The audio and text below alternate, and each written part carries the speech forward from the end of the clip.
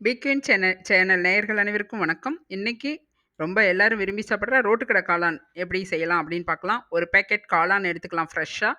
அதுக்கு கலக்கிறதுக்கு முட்டைக்கோஸ் அதில் பாதி எடுத்துக்கலாம். நம்ம எப்பவுமே காளானுக்கு ஈவனா முட்டைக்கோஸ் போட்டோம்னா தான் டேஸ்ட் நல்லாயிருக்கும். கடையிலலாம் வெறும் முட்டைக்கோஸ் தான் இருக்கும். காளான் கம்மியா இருக்கும். இதில நம்ம முட்டைக்கோஸ் இல்லாம வெறும் காளான்லயும் செஞ்சாலும் சூப்பரா இருக்கும். முட்டைக்கோஸ நல்லா சாப் பண்ணிக்கலாம். ரொம்ப அதிகமா முட்டைக்கோஸ் போட்டுட்டோம்னாலும் டேஸ்ட் வைஸ் நல்லா இருக்காது. அதனால இந்த மாரி வச்சுக்கலாம். இன்னைக்கு பார்த்தீங்கன்னா, குழந்தைங்க, டீனேஜ் குழந்தைங்க, பெரியவங்க எல்லாருமே இது சாப்பிடுறது ஒரு ட்ரெண்ட் ஆயிப்போச்சு. இத தவிர்க்கவே முடியாது. அப்படி இருக்கும்போது, நாம வீட்லயே கொஞ்சம் ஹைஜீனிக்கா காளான்லாம் ஃப்ரெஷ்ஷா நம்ம செஞ்சு குடுக்கலாம். கடையில எப்படி பழைய காளான் கூட போடலாம். ஸோ, அது அப்படி இல்லாம நம்ம வீட்லயே செய்யலாம். இப்போ க முட்டைக்கோஸையும் கட் பண்ணி வச்சுக்கிட்டோம். காளானையும் சின்ன சின்ன பீஸா கட் பண்ணிக்கிட்டோம். ஏன்னா, நல்லா வேகுற அளவுக்கு கட் பண்ணிக்கலாம். ரொம்ப பெருசா இருந்தாலும் வேகறதுக்கு கொஞ்சம் டைம் எடுக்கும். எல்லாம் ஈவனா வெந்து வரணும்.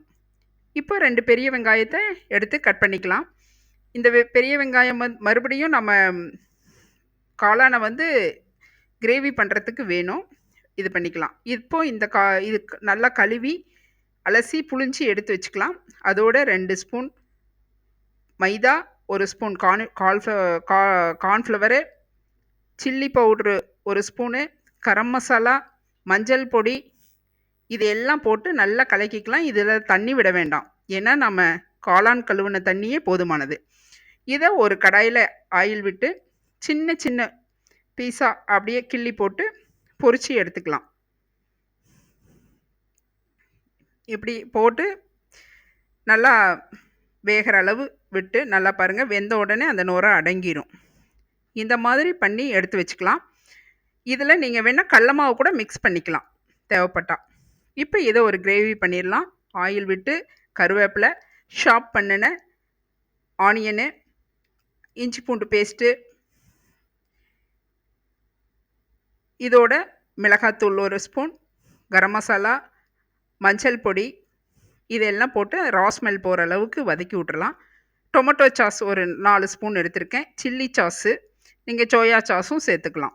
இதெல்லாம் போட்டு நல்லா ரா ஸ்மெல் போகிற வரையில் இது பண்ணிடலாம். 1 டீஸ்பூன் கார்ன்ஃப்ளவர் மாவு எடுத்து தண்ணி விட்டு நல்லா கலக்கி வச்சுக்கிட்டேன். இது ஊற்றினோன்னே கெட்டியாகும். அதனால் இது வந்து கொஞ்சம் தண்ணி கலந்துக்கலாம். இப்போ நம்ம பொரிச்சு வச்சுருக்கிற காளானை எடுத்து போட்டு நல்லா கிளறி சர்வ் பண்ணி அதில் ஆனியன்லாம் கலந்து கொடுத்தோன்னா சூப்பரான ரோட்டுக்கடை காளான்